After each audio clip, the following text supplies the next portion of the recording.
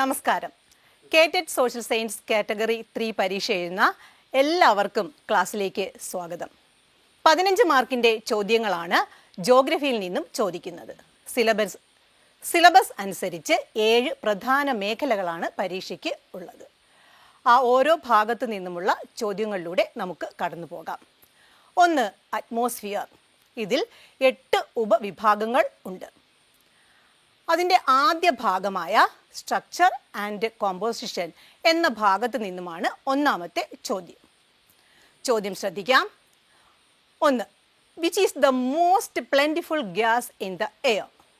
വളരെ സിമ്പിളായിട്ടുള്ള ഒരു ചോദ്യമാണ്, എല്ലാവർക്കും അറിയാമായിരിക്കും. ഓപ്ഷൻ ശ്രദ്ധിച്ചാലോ. A nitrogen, B oxygen, C hydrogen, D argon. ഉത്തരം ഇപ്പോഴേ മനസ്സിൽ വന്നിട്ടുണ്ടായിരിക്കും. A nitrogen. വളരെ ലളിതമായ ചോദ്യമായിരുന്നു. എന്നാൽ ആ ഭാഗത്തു നിന്ന് തന്നെ രണ്ടാമത്തെ ചോദ്യത്തിലേക്ക് നമുക്ക് പോകാം. Which among the following is an incorrect statement related to the layers of atmosphere? ഓരോ സ്റ്റേറ്റ്മെൻ്റ് ആയിട്ട് നമുക്ക് നോക്കാം. 4 ഓപ്ഷൻസ് തന്നിട്ടുണ്ട്. A the height of the troposphere is more in the equatorial regions because of strong convection here. ഒന്ന് ശ്രദ്ധിച്ചു നോക്കുക, ശരിയാണോ തെറ്റാണോ എന്ന് ഇപ്പോൾ തന്നെ ആ വരികളിലൂടെ ഒന്ന് കടന്നു പോകാൻ ശ്രദ്ധിക്കുക. B option, in the lower parts of the stratosphere there is no change in temperature with altitude. Option C, the materials on reaching the thermosphere gets burn out due to friction. നാലാമത്തെ option, the ionosphere is the part of thermosphere. 4 ഓപ്ഷൻസും ശ്രദ്ധിച്ചിട്ടുണ്ടായിരിക്കും. 4ഉം അറ്റ്മോസ്ഫിയറുമായി ബന്ധപ്പെട്ട ചില പ്രസ്താവനകളാണ്. ഉത്തരം കിട്ടിക്കാണും അല്ലേ? നോക്കാം ഏതാണ് തെറ്റായ പ്രസ്താവന. ഓപ്ഷൻ സി ആണ് തെറ്റായ പ്രസ്താവന. എന്തുകൊണ്ടായിരിക്കും? ഒന്ന് ശ്രദ്ധിച്ചാലോ. മെറ്റിയോസ് ഉൽക്കകൾ സാധാരണയായി മിസോസ്ഫിയറിലാണ് കാണപ്പെടുന്നത്. ഓപ്ഷൻ സിയിൽ തന്നിരിക്കുന്നത് അത് തെർമോസ്ഫിയറിൽ കാണപ്പെടുന്നു എന്നുള്ളതാണ്. അപ്പോൾ ഉത്തരം ഓപ്ഷൻ സി ആണ്. ഈ ഭാഗത്തു നിന്ന് തന്നെ structure and composition of atmosphere, അതുമായി ബന്ധപ്പെട്ട 2 ചോദ്യങ്ങൾ നമ്മൾ പരിചയപ്പെട്ടു. ഈ ഭാഗത്ത് അതുമായി ബന്ധപ്പെട്ട് വരുന്ന atmospheric gases, ozone layer, troposphere, stratosphere, mesosphere, thermosphere എന്നിവയുടെ സവിശേഷതകൾ വ്യക്തമായി മനസ്സിലാക്കേണ്ടതുണ്ട്. എക്സോസ്ഫിയർ എന്ന ലെയറിനെ കുറിച്ചുകൂടെ മനസ്സിലാക്കാൻ ശ്രദ്ധിക്കുമല്ലോ. ഇനി നമുക്ക് രണ്ടാമത്തെ വിഭാഗത്തിലേക്ക് പോകാം. അവിടെ atmospheric temperature and it's distribution എന്ന വിഭാഗത്തിൽ ഉൾപ്പെടുന്ന ചോദ്യങ്ങളാണ് ഉണ്ടാവുക. അതിൽ ചില ചോദ്യ മാതൃകകൾ നമുക്ക് പരിചയപ്പെടാം. Heat is transferred to the lower part of the atmosphere which is directly in contact with the surface of the earth is known as A option advection, B radiation, C convection, D conduction. അതും വളരെ എളുപ്പമുള്ള ഒരു ചോദ്യമാണ്. ഉത്തരം conduction. ഈ പറഞ്ഞിരിക്കുന്ന മറ്റ് ഓപ്ഷനുകൾ കൂടെ എന്താണെന്ന് നമുക്കൊന്ന് നോക്കിപ്പോകാം. എന്താണ് convection? As the heated air expands and rises up, heat is transferred to higher reaches of the atmosphere. അതിനെയാണ് നാം കൺവെക്ഷൻ എന്ന് പറയുന്നത്. അടുത്ത ഓപ്ഷൻ എന്തായിരുന്നു? advection. Heat is transferred horizontally through wind. അത് പ്രത്യേകം ശ്രദ്ധിക്കുക. radiation. Emission of energy in the form of long waves after the earth's surface gets heated up. അപ്പോൾ ഈ ഒരു കോൺസെപ്റ്റ് കൃത്യമായും വ്യക്തമായും മനസ്സിലായി എന്ന് കരുതുന്നു. അങ്ങനെയാണെങ്കിൽ നമുക്ക് അടുത്ത ചോദ്യത്തിലേക്ക് പോകാം. Which unit is used for recording heat? ശ്രദ്ധിക്കുക, ചോദ്യം നന്നായിട്ട് ശ്രദ്ധിക്കണം. ഹീറ്റാണ് ചോദിച്ചിരിക്കുന്നത്. ഓപ്ഷൻസിലേക്ക് പോകാം. A degree Fahrenheit, B degree Celsius, C joule, D kelvin. അപ്പോൾ നമുക്കൊരു കൺഫ്യൂഷൻ ചെറുതായിട്ടുണ്ടാകാൻ സാധ്യതയുള്ള ഒരു ഓപ്ഷനാണ് ഇവിടെ തന്നിരിക്കുന്നത്. അത് ശ്രദ്ധിച്ച് നോക്കുക. ഇവിടെ ഉത്തരം എന്ന് പറയുന്നത് ഓപ്ഷൻ സി ജൂളാണ്. Degree Fahrenheit, degree Celsius, kelvin ഇവ മൂന്നും ടെമ്പറേച്ചർ അളക്കാൻ ഉപയോഗിക്കുന്ന യൂണിറ്റുകളാണ്. അപ്പോൾ അത് വ്യക്തമായി ശ്രദ്ധിക്കുമല്ലോ. Heat budget, green house effect, diurnal range of temperature, daily mean temperature, isotherms, the factors influencing the distribution of temperature, ഇവയൊക്കെ നമ്മൾ ഈ ഭാഗത്ത് പഠിക്കേണ്ടതായിട്ടുണ്ട്. അതുമായി ബന്ധപ്പെട്ട ചോദ്യങ്ങളും ചോദിക്കാൻ സാധ്യതയുണ്ട്. ഇതിൽ തന്നെ മൂന്നാമത്തെ വിഭാഗം നോക്കാം. Global pressure bells and planetary winds. ഇത് നമുക്കെല്ലാം സുപരിചിതമാണ്. 10ാം ക്ലാസ്സിൽ നമ്മളിപ്പോൾ കൈകാര്യം ചെയ്തുകൊണ്ടിരിക്കുന്ന പാഠഭാഗവുമായിട്ട് ബന്ധപ്പെട്ടതുമാണ്. ചോദ്യത്തിലേക്ക് പോകാം. Which of the following is not a periodic winds? ചോദ്യത്തിൽ പറഞ്ഞിരിക്കുന്ന വിൻഡ് ഏതാണെന്ന് സസൂക്ഷ്മം ശ്രദ്ധിക്കുക. A land breeze, B mountain breeze, C monsoon winds, D variable winds. അപ്പോൾ ഉത്തരം ഏതായിരിക്കും? Variable winds. ഇനി മറ്റൊരു രീതിയിലുള്ള ചോദ്യം നമുക്ക് പരിചയപ്പെടാം. അസർഷൻ റീസണിങ് രീതിയിലുള്ള ചോദ്യം. അസർഷനായിട്ട് തന്നിരിക്കുന്നത് global pressure belts may shift to about 5 degree to 10 degree northwards during summer season and shift southward during winter season. അതിൻ്റെ റീസൺ ആയിട്ട് പറഞ്ഞിരിക്കുന്നത് as the temperature conditions vary with the apparent movement of the sun the global pressure belts are subjected to relative shift. അപ്പോൾ options നമുക്ക് എന്തൊക്കെയാണെന്ന് നോക്കാം. A. Both A and R are true. B. Both A and R are false. C. A is true but R is false. D. A is false but R is true. ഇവിടെ option A ആണ് ഉത്തരം. കാരണം തന്നിരിക്കുന്ന അസേർഷനും റീസണിങ്ങും ശരിയായിട്ട് ഉള്ളതാണ്. അടുത്ത ചോദ്യത്തിലേക്ക് നമുക്ക് പോകാം. ഇവിടെ ഒരു വിശാലമായ ആശയത്തെയാണ് നമ്മൾ ചോദ്യരൂപത്തിൽ നൽകിയിരിക്കുന്നത്. അതുകൊണ്ട് സശ്രദ്ധം ചോദ്യം വായിക്കുക. The wind blows from sub tropical high pressure belt to sub polar low pressure belt is called. Choice തന്നിട്ടുണ്ട്. A monsoon, B polar winds, C westerlies, D easterlies. അപ്പോൾ ഇതിൻ്റെ ഉത്തരമായിട്ട് വരുന്നത് വ്യക്തമാണ്. സി ഓപ്ഷനായ വെസ്റ്റർലീസ് ആണ്. ബാക്കി വിൻഡുകൾ ഏതൊക്കെയാണെന്ന് നമുക്കൊന്ന് പരിശോധിക്കാം. ട്രേഡ് വിൻഡ് എവിടെ നിന്ന് എങ്ങോട്ട് വീശുന്നു? Blows from the sub tropical high pressure belt to the equatorial low pressure belt. അങ്ങനെയാണെങ്കിൽ പോളാർ വിൻഡ്സോ? Blows from polar high pressure belt to sub polar pressure belt. അപ്പോൾ നമ്മൾ ഈ പറഞ്ഞ ചോദ്യങ്ങൾക്ക് പുറമെ ഇവിടെ നിന്ന് ധാരാളം ചോദ്യങ്ങൾ ചോദിക്കാൻ സാധ്യതയുള്ള ഒരു മേഖല കൂടിയാണിത്. Permanent winds, periodic winds, local winds, variable winds തുടങ്ങിയ മേഖലകളിൽ വിശദമായി കടന്നു പോവുകയാണെങ്കിൽ മാത്രമേ ഈ ഭാഗത്തുള്ള ചോദ്യങ്ങളിൽ നിന്ന് നമുക്ക് ഉത്തരം എഴുതാൻ സാധിക്കുകയുള്ളൂ. ഇതിൽ തന്നെ നാലാമത്തെ വിഭാഗമാണ് ടെമ്പറേച്ചർ സോൺസ് ആൻഡ് സീസൺസ്. ചോദ്യം ശ്രദ്ധിക്കാം. Which temperate zone located between 23.5 degree north and 23.5 degree south? Options നോക്കാം. A north frigid zone, B north temperate zone, C torrid zone, D south pole. ഉത്തരം ഓപ്ഷൻ സി ടോറിഡ് സോൺ. അടുത്ത ചോദ്യം. Which of the following is not a characteristics of winter season? Seasons എല്ലാം തന്നെ നമ്മൾ പഠിക്കേണ്ടതാണ്. അപ്പോൾ ഓരോന്നിൻ്റെയും characteristics നമ്മൾ മനസ്സിലാക്കിയിരിക്കേണ്ടതുണ്ട്. ഓപ്ഷൻസിലേക്ക് പോകാം.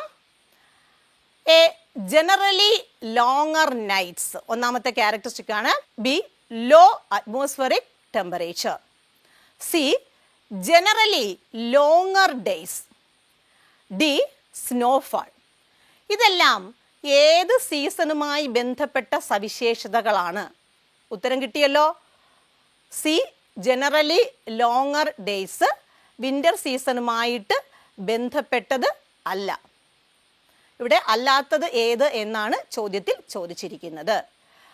അവിടെ കൊടുത്തിരിക്കുന്ന C option generally longer days ആണ് റോങ് ആൻസർ ആയിട്ട് ഉള്ളത്. അതിൻ്റെ ക്യാരക്ടറിസ്റ്റിക്സ് അല്ലാത്തത്. പകരം ജനറലി ലോങ്ങർ ഡേയ്സ് എന്ന് പറഞ്ഞിരിക്കുന്നത് സമ്മർ സീസണിൻ്റെ ഒരു സവിശേഷതയാണ്. ഇനി ഈ ഭാഗത്ത് നിന്ന് rotation, revolution, Coriolis effect, perihelion and aphelion, apparent movement of the sun, equinox, summer solstice, winter solstice, ഉത്തരായനം, ദക്ഷിണായനം എന്നീ ഭാഗങ്ങളിൽ നിന്നുകൂടെയുള്ള ചോദ്യങ്ങൾ ചോദിക്കാൻ സാധ്യതയുണ്ട്. അഞ്ചാമത്തത് forms of condensation and precipitation. അതിലൂടെ കടന്നു പോകുന്ന ചോദ്യങ്ങൾ നമുക്കൊന്ന് നോക്കാം.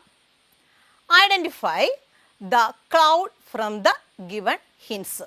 ഇവിടെ ഹിൻഡ് തന്നിട്ടുണ്ട്, അതിൽ നിന്ന് ക്ലൗഡ്സ് ഏതാണെന്ന് ഐഡൻറ്റിഫൈ ചെയ്യുക എന്നുള്ളതാണ്. ഒന്നാമത്തെ ഹിൻ്റായിട്ട് നൽകിയിരിക്കുന്നത് കോട്ടൺ വൂൾ ലൈക്ക് ക്ലൗഡ്സ്. രണ്ടാമത്തെ hint formed as a result of intense convection currents. മൂന്നാമതായി നൽകിയിരിക്കുന്ന ഹിൻഡ് എന്ന് പറയുന്നത് these clouds have a great vertical development. ഇതിൽ നിന്ന് ഏതാണ് ക്ലൗഡ് എന്ന് ഐഡൻറ്റിഫൈ ചെയ്യണം. 4 ഓപ്ഷൻസ് നൽകിയിട്ടുണ്ട്.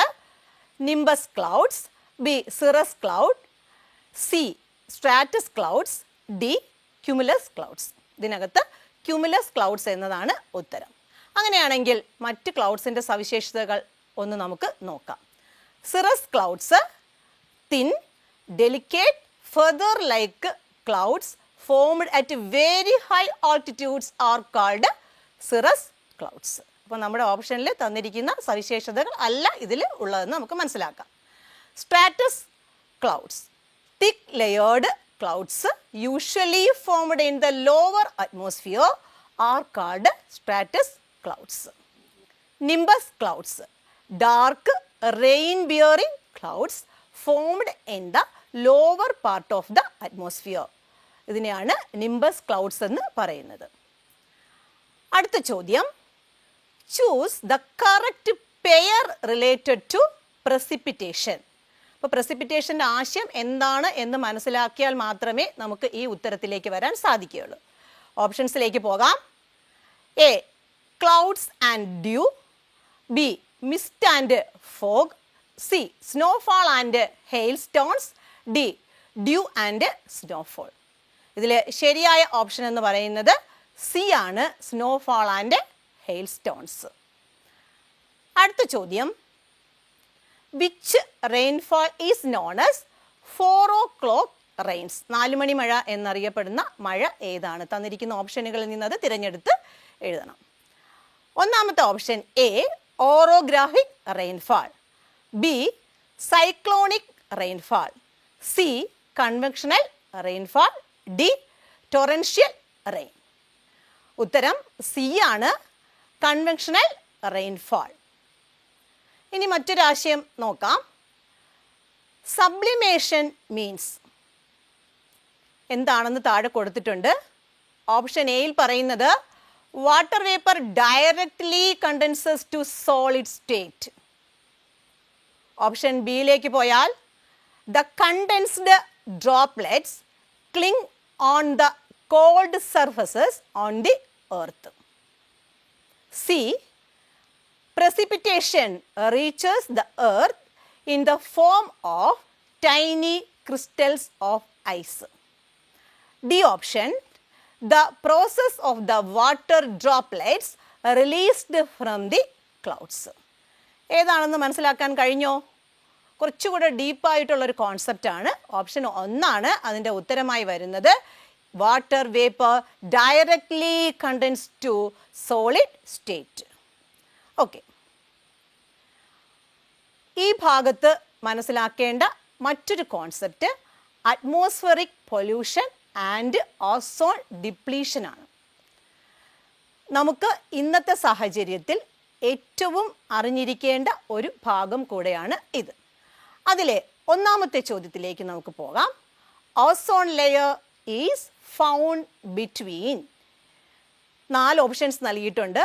Option A 10 and 45 kilometer above the earth surface, Option B, 20 and 50 kilometer above the Earth's surface.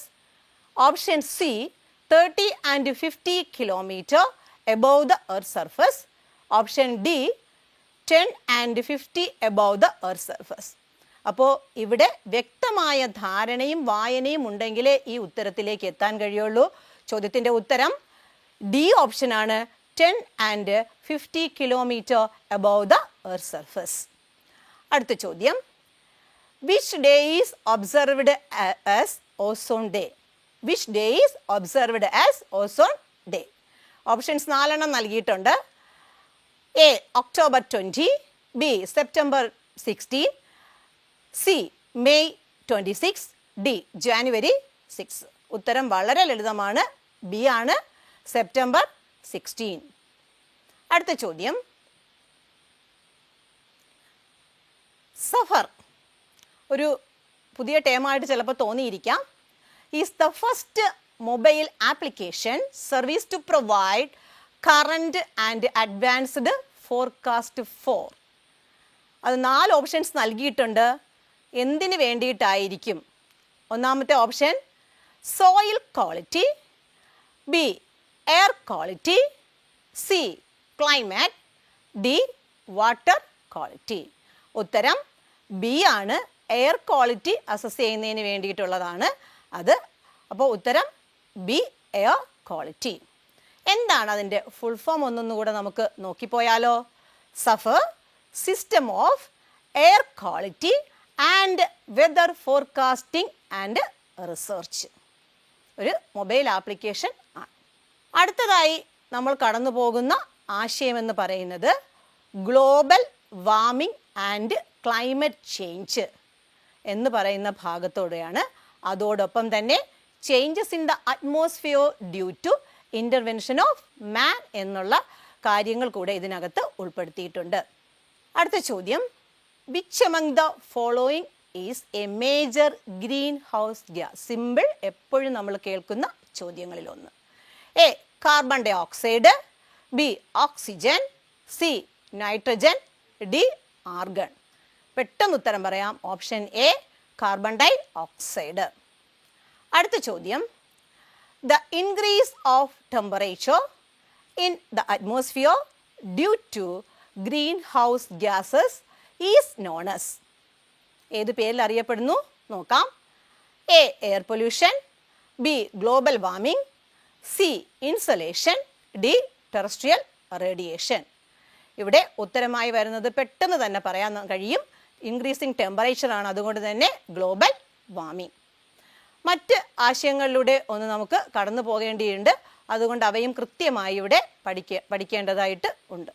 അടുത്തത്, the international agreement that aimed to reduce carbon dioxide and other greenhouse gases in the atmosphere.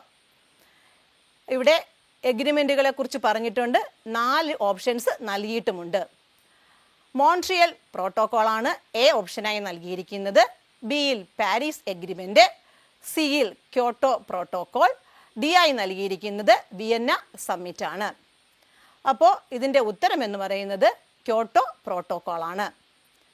20ാമത്തെ ചോദ്യം, what is the name of the UN body that assess climate change science? 4 options നൽകിയിട്ടുണ്ട്. A IPCC, B UNEP, C NASA, D WHO. Global warming and climate change എന്നിവയുമായി ബന്ധപ്പെട്ട് നടന്ന എല്ലാ അന്താരാഷ്ട്ര പരിപാടികളും എഗ്രിമെൻറ്റുകളും നമ്മൾ മനസ്സിലാക്കേണ്ടതുണ്ട്. അതോടൊപ്പം ഈ ചോദ്യത്തിൻ്റെ ഉത്തരം എന്ന് പറയുന്നത് എ ഓപ്ഷനാണ്, IPCC എന്ന് പറയുന്ന ഓപ്ഷനാണ് ഇതിൻ്റെ ഉത്തരമായി വരുന്നത്. അടുത്ത മെയിൻ കോൺസെപ്റ്റ് എന്ന് പറയുന്നത് ലിത്തോസ്ഫിയറുമായിട്ട് ബന്ധപ്പെട്ടതാണ്. അതിനകത്ത് വരുന്നത് ഇൻറ്റീരിയർ ഓഫ് ദി എർത്ത് ആണ്. അവിടുത്തെ ആദ്യത്തെ ചോദ്യം നമുക്ക് ശ്രദ്ധിക്കാം. Which of the following is not the characteristics of mantle? നമുക്കറിയാം ലെയേഴ്സ് ഓഫ് എർത്തുമായിട്ട് ബന്ധപ്പെട്ടതാണെന്ന്. അതിൽ മാൻറ്റിലുമായി ബന്ധപ്പെട്ട ചോദ്യമാണ് നൽകിയിരിക്കുന്നത്. ഓപ്ഷൻ ശ്രദ്ധിക്കാം. A extends up to 2900 kilometre from the crust. B option, located beneath the crust. C option, the upper mantle made up of silicon compounds is in a solid state. Option D, the lower mantle located beneath the upper mantle is in a solid state. തെറ്റായ option ഇപ്പോഴേ മനസ്സിലുണ്ടാവും. D ആണ് അവിടെ നൽകിയിരിക്കുന്നത്. The lower mantle located beneath the upper mantle is in A solid state എന്നാണ് ശരിക്കും ഉത്തരം അവിടെ വരേണ്ടത്. Is in A semi liquid state. The lower mantle beneath the upper mantle is in A semi liquid state. പക്ഷെ നമ്മുടെ ഓപ്ഷനിൽ നൽകിയിരിക്കുന്നത് തെറ്റാണ്. അവിടെ സോളിഡ് സ്റ്റേറ്റ് എന്നാണ് നൽകിയിരിക്കുന്നത്. അടുത്ത ചോദ്യത്തിലേക്ക് പോകാം. The crust and upper part of the mantle together known as. 4 options നൽകിയിട്ടുണ്ട്. A lithosphere, B asthenosphere, C mantle, D core. വളരെ എളുപ്പം നമുക്ക് ഉത്തരം കിട്ടാവുന്നതാണ് എ ലിത്തോസ്ഫിയർ. അങ്ങനെയാണെങ്കിൽ അസ്തനോസ്ഫിയർ എന്താണെന്ന് കൂടെ നമുക്കൊന്ന് നോക്കാം. The part beneath the lithosphere where the materials exists in a partially molten state is known as asthenosphere. ഇവിടെ ക്രസ്റ്റ്, മാൻഡിൽ, കോർ എന്നിവയെക്കുറിച്ചുള്ള കൂടുതൽ വിവരങ്ങൾ മനസ്സിലാക്കേണ്ടതുണ്ട്. അടുത്തതായി വരുന്നത് പ്ലാറ്റ് മൂവ്മെൻറ്റ്സ്, എർത്ത്ക്വക്സ്, വോൾക്കാനോസ് എന്നിവയുമായി ബന്ധപ്പെട്ട ചില ചോദ്യങ്ങളാണ്. അതിൽ ആദ്യത്തെ ചോദ്യം, who put forward the idea of continental drift. ഇപ്പോൾ കോണ്ടിനെൻ്റൽ ഡ്രിഫ്റ്റ് തിയറി എന്ന് പറയുന്ന തിയറി ആരാണ് കൊണ്ടുവന്നത്? 4 ഓപ്ഷൻസിലൂടെ നമുക്ക് കടന്നു പോകാം. A Alfred Wegener, B Admiral Ferrel, C Alfred Marshall, D Immanuel Kant. വളരെ പ്രശസ്തമായ തിയറിയാണ്, നമുക്ക് എല്ലാവർക്കും ഉത്തരം അറിയാം. ഓപ്ഷൻ എ ആണ് ആൽഫ്രഡ് വാഗ്നർ. അടുത്ത ചോദ്യത്തിലേക്ക് പോകാം. Which is the only active volcano in India? അതൊരു ദ്വീപുമായിട്ട് ബന്ധപ്പെട്ടതാണെന്ന് നമുക്കറിയാം. ഒന്ന് option A Narcondam island, Krakatoa, Barren island, Mount Vesuvius. അപ്പോൾ ഇവിടുത്തെ ഓപ്ഷൻ എന്ന് പറയുന്നത് ബാരൻ ഐലൻഡാണ്, ഇന്ത്യയിലെ ഒരേ ഒരു സജീവ അഗ്നിപർവ്വതം എന്ന് പറയുന്നത്. അതിൽ ഒന്നാമത് നൽകിയിരിക്കുന്ന ഓപ്ഷൻ നർക്കൊണ്ട ഐലൻഡ് എന്ന് പറയുന്നത് ഇന്ത്യയിലെ തന്നെ ഒരു നിർജീവ അഗ്നിപർവ്വതത്തിന് ഉദാഹരണമാണ്. അതുകൊണ്ട് ചോദ്യം നന്നായി ശ്രദ്ധിക്കുക. സജീവ അഗ്നിപർവ്വതം, ആക്റ്റീവ് വോൾക്കാനോയാണ് അവിടെ. അതുകൊണ്ട് ഓപ്ഷൻ സി ബാരൻ ദ്വീപാണ് അതിൻ്റെ ശരിയായ ഉത്തരം. അടുത്ത ചോദ്യത്തിലേക്ക് പോവാം. Which one of the following is an endogenic movement? 2 തരം മൂവ്മെൻറ്റുകളെ കുറിച്ച് നമ്മളവിടെ പഠിക്കുന്നുണ്ട്, എൻഡോജനിക് ആൻഡ് എക്സോജനിക് മൂവ്മെൻറ്റ്സ്. അപ്പോൾ അതിൽ കൃത്യമായിട്ട് നമ്മൾ മനസ്സിലാക്കി വെച്ചാൽ മാത്രമേ ഇത്തരത്തിലുള്ള ചോദ്യങ്ങൾക്ക് ഉത്തരം എഴുതാൻ സാധിക്കുകയുള്ളൂ. ചോദ്യം ഒന്നുകൂടെ പറയാം. Which one of the following is an endogenic movement? ഒന്ന് വെതറിങ്, എ ഓപ്ഷനായിട്ട് നൽകിയിരിക്കുന്നത് weathering, B erosion, C deposition, D earthquakes. അപ്പോൾ എൻ്റെ ഉത്തരം എന്ന് പറയുന്നത് എർത്ത്ക്വക്സ് ആണ്. ഇതിനകത്ത് നൽകിയിരിക്കുന്ന വെതറിങ്ങിനെ കുറിച്ച് സിലബസിൽ പ്രത്യേകം പറഞ്ഞിട്ടുണ്ട്. അപ്പോൾ നമുക്കറിയാം 3 ടൈപ്പ് ഓഫ് വെതറിംഗ് ആണ് പ്രധാനമായിട്ടുമുള്ളത്. അവ എന്താണെന്ന് കൂടെ മനസ്സിലാക്കാം. ഒന്നാമത്തേത് physical weathering. Due to temperature changes rock minerals expand and contract. Over a period of time this leads to the disintegration of the rocks. In addition, when water gets trapped inside the cracks of rocks and freezes into ice, it expands. This causes the cracks to widen and gradually breaks the rock apart. അതാണ് physical weathering എന്നതുകൊണ്ട് ഉദ്ദേശിക്കുന്നത്. The second one is chemical weathering. Oxygen, carbon dioxide, water and other substances engage in chemical reaction with the minerals in rocks, leading to the chemical decomposition of rocks. This is known as chemical weathering. മൂന്നാമത്തേത് biological weathering.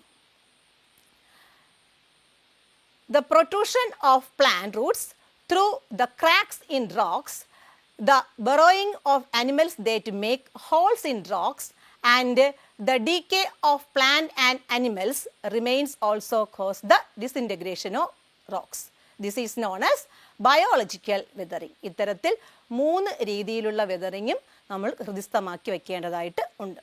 വിവിധ ആശയങ്ങളിലൂടെ നാം ഇന്ന് കടന്നുപോയി. ഇനിയും ഉണ്ട് ഒത്തിരി ആശയങ്ങൾ. അടുത്ത ക്ലാസ്സിൽ കാണാം. നമസ്കാരം.